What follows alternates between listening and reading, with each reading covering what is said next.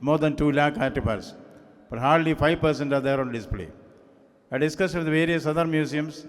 The British Museum, the first of its kind in the world, the British Museum. In the British Museum also, hardly 5 to 7% are on display. Mona Lisa was stolen 3 times. First by amateur artists, art thefts. Then they decided that, the police brought it back. Then they got a professional thief. They camped in the cellar of Louvre for about 3 days.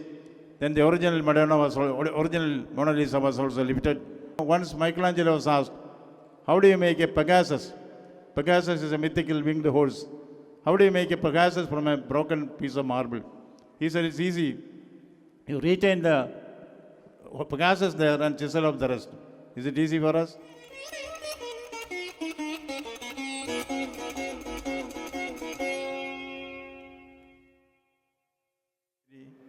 Ladies and gentlemen, and my very dear friends, I am delighted to be here this evening to participate in the celebrations of the Foundation Day of this great organization, the Indian Museum, the first museum in Asia, which was set up in 212 years back. Shakespeare speaks about patience in a monument. Patience in a monument. A museum is exactly that. What all a museum piece can deliver or convey is enormous. Its depth can be measured if we read the Grecian urn by Shelley. On the urn, many things are inscripted. What it means, what it contains, what is the life behind it is so beautifully explained in that poem. That is exactly what a museum does. In a museum, we all relate museum to great men. It is a French Revolution which was initiated by Voltaire, but the museum revolution was also unleashed by him. At that time, there was a Masonic club, 9 sisters. The 9 sisters represent the 9 muses of the mythology. These 9 muses are the presiding deities of art and culture. These are the 9 deities which are personified in the character of a museum. A museum speaks for itself. A museum is actually memories metamorphosed. Yes, memories mesmerized and metamorphosed. That is a museum. But one thing which I would like to say, for a long, long time, in 2011 onwards, I happened to be head of the National Museum of India. Mr. Sanyalji would know there are more than 2 lakh artifacts in that museum. More than 2 lakh artifacts. But hardly 5% are there on display. I discussed with various other museums.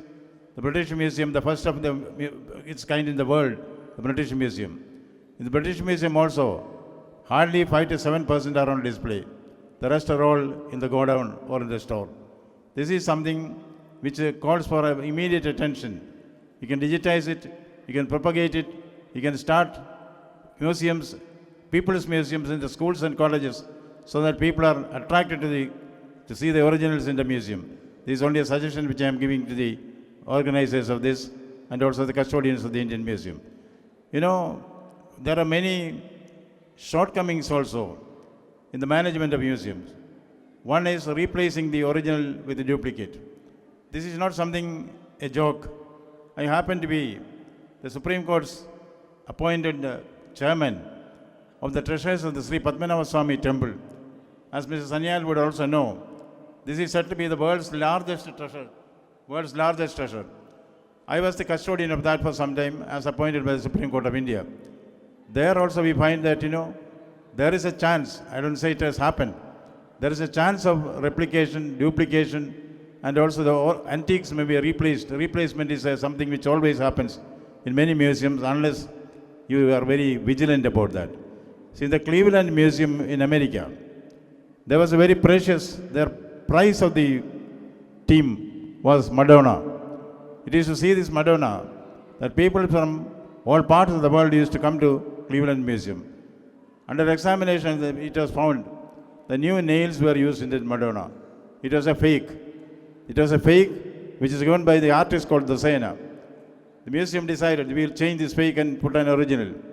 Then, with $4 million, they purchased an old piece of Athena.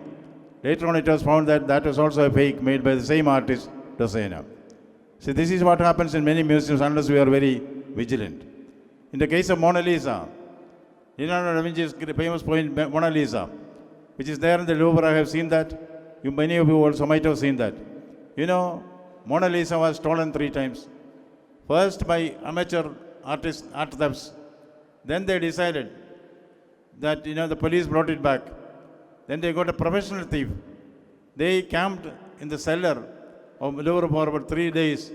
Then the original Mona Lisa was also lifted. But then the police found it out.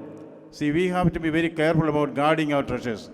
These are treasures of our culture, treasures of our heritage.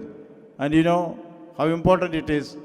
Take, for instance, Irving Stone's The Agony and the Ecstasy. In The Agony and the Ecstasy, we see the great master being presented there. In the Sistine Chapel, we see the great paintings of Michelangelo. Michelangelo had special features about him. He was very, very committed to his art. He will go to the Carrara marble field. He will roam around. Others will come and take the best pieces of marble from there. But Michelangelo will not take it. His eyes will focus on a fallen, broken marble piece. He will take that. Because the artist in him could see, the sculptor could see the sculpture within a stone. That is the insight of the artist. Once Michelangelo was asked, how do you make a Pegasus? Pegasus is a mythical winged horse. How do you make a Pegasus from a broken piece of marble? He said, it's easy. You retain the Pegasus there and chisel up the rest. Is it easy for us? See, an artist will be able to see the art behind any inanimate being. That is why Shakespeare says, art is patience in a monument. Yes, a museum reflects patience in a monument. But we should also see that, we are taking the right steps at the right time in guarding our museum. I do not want to take more of your time. Old men like me have a tendency, when they speak about anything else, Sanyalji, we tend to say, this is what happened in my life, this is what I did, this is what I did. Yes, I happen to be heading the National Museum for some time. But one thing is very clear. A museum is a reflection of the mind of a person. And as as Milton says, the mind is its own place and in itself can make a heaven of hell or a hell of heaven. Everything happens twice in the world. First in the mind, then in the field. An art piece is also like this. It always happens first in the mind. I told you about the Michelangelo's paintings on the Sistine Chapel. Before the day of the judgment was painted, Michelangelo had a vision what it should be like. Similarly, any great literary piece first happens in the mind. That is why Milton says, the mind is its own place and in itself can make a heaven of hell or a hell of heaven. That is very important when we treat the artist. We should not go back on that. This nation owes a great deal to the art. See, now our great Prime Minister, Sri Narendra Modi ji, is focusing his attention on the soft power of this country. What is soft power? Soft power is art, culture and heritage. And Indian Museum represents the best of soft power in this part of the world. That is a greatness which is attributed to this. In fact, I wish you the very best.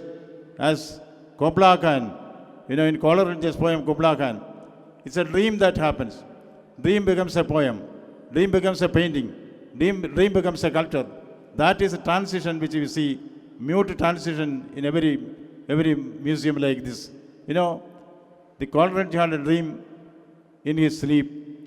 A poem is born there. Then somebody comes and knocks on the door. He loses the continuity of the poem. Then he writes what happens in his mind. In Xanadu did Kubla Khan a stately pressure-doomed decree, where all the sacred river ran through Cramain's merciless domain down to a sunless sea. See, a poem is born from nowhere. Painting is born from nowhere. Sculpture is born from nowhere. Imagination. Imagination is the important thing. The great imagination that is reflected in the art pieces here will tell you what the imagination has about 3 levels, as they say. Primary imagination, secondary imagination, exemplastic imagination. You and I have primary imagination. Maybe the ordinary actor will have secondary imagination. But it's only the great artists who have some plastic imagination. This some plastic imagination is what guides masterpieces. This is a place where a lot of masterpieces are there. It is up to us to bow to the masters who made these masterpieces. 3 cheers to those great people who adorned this museum. We recall them, we thank them, we salute them. 3 cheers for them. Vande Mataram, Jai Hind.